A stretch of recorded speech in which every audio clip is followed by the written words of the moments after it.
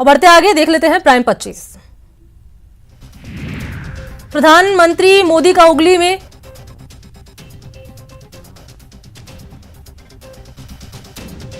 तो हुगली में किस तरीके से युवक की बेरहमी से हत्या कर दी गई है, वो तस्वीर आपको दिखा रहे थे। लेकिन फिलहाल बात कर लेते हैं मोदी की, जहां पर हुगली में जबरदस्त स्वागत हुआ है। पीएम मोदी की सभा में जन सैलाब उमड़ा। मंच पर आते ही लोग मोदी मोदी के नारे लगाने लगे। पीएम ने हाथ उठाकर जनता का अभिवादन स्वीकार किया।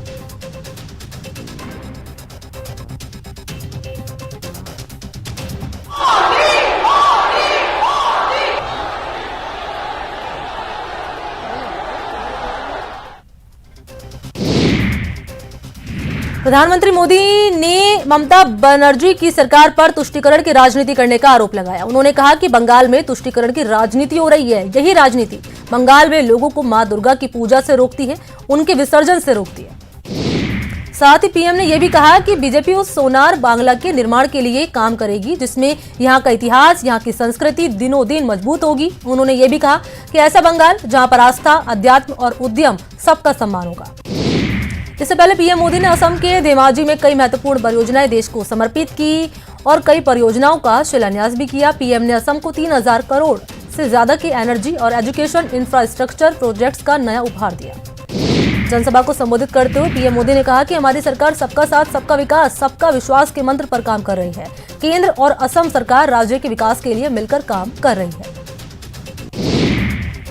केंद्रीय जल शक्ति मंत्री गजेंद्र सिंह शेखावत पश्चिम बंगाल के दौरे पर हैं। शेखावत नावद्वीप जोन में परिवर्तन यात्रा में शामिल हुए। इस यात्रा में हजारों की संख्या में लोग शामिल हुए। गजेंद्र सिंह शेखावत ने कहा कि लोगों का जोश और उत्साह देखकर पता चलता है कि बंगाल में परिवर्तन निश्चित है।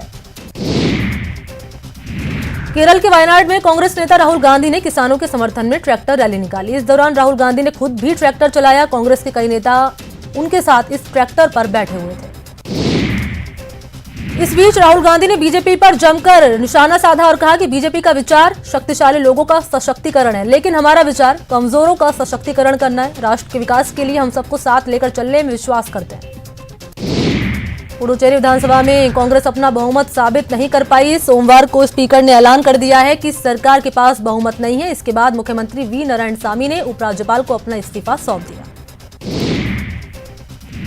वहीं पुडुचेरी के सियासी हलचल पर प्रदेश के सीएम अशोक गहलोत ने बीजेपी पर हमला बोला। गहलोत ने ट्वीट करके लिखा है कि बीजेपी जो कर रही है वो देश में लोकतंत्र को कमजोर कर रहा है। लोग देख रहे हैं कि बीजेपी क्या रणनीतियां बना रही है और पार्टी को अगले चुनाव में पुडुचेरी में चुनावों से सबक सिखाया जाएगा।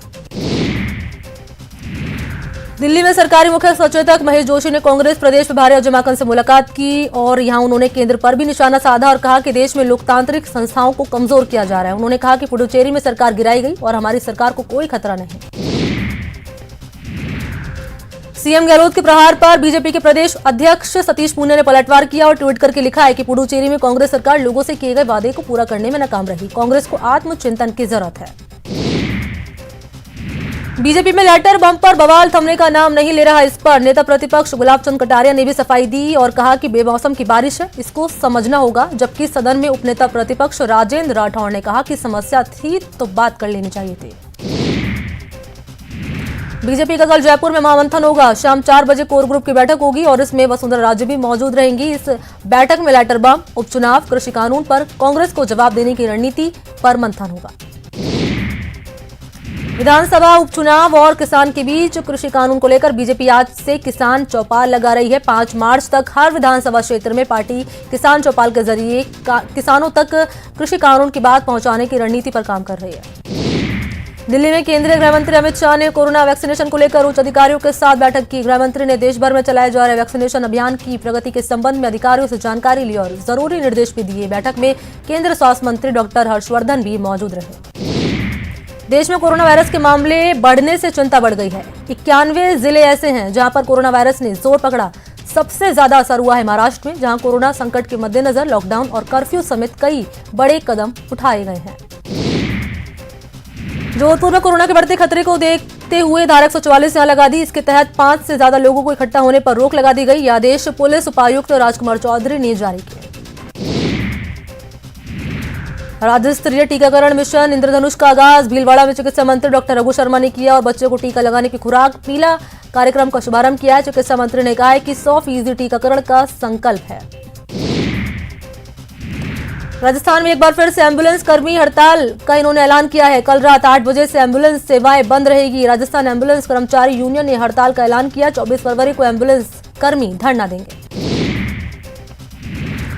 प्रदेश में कल से शराब ठेकों की ई नीलामी शुरू होगी। एमएसटीसी लिमिटेड की वेबसाइट से नीलामी होगी। पूरी प्रक्रिया 27 फरवरी तक चलेगी। 7,000 से ज्यादा दुकानों के लिए बोली लगेगी।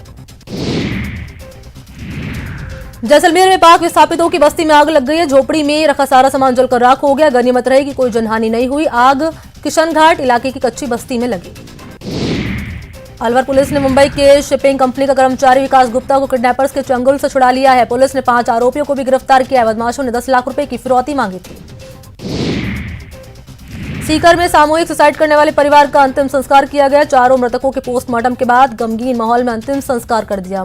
पति पत्नी का अंतिम संस्कार एक चिता पर तो दोनों बेटियों का अंतिम संस्कार दूसरी चिता पर किया गया। अजमेर में ख्वाजा गरीब नवाज के दर पर मुंबई से आए अकीदतमंदों ने चांदी का ताज पेश किया। साथ ही दुआएं खैर की। साथ ही बारगाह में कव्वालियों के साथ गरीब नवाज की मजार पर अकीदत के फूल और चादर भी चढ़ाए।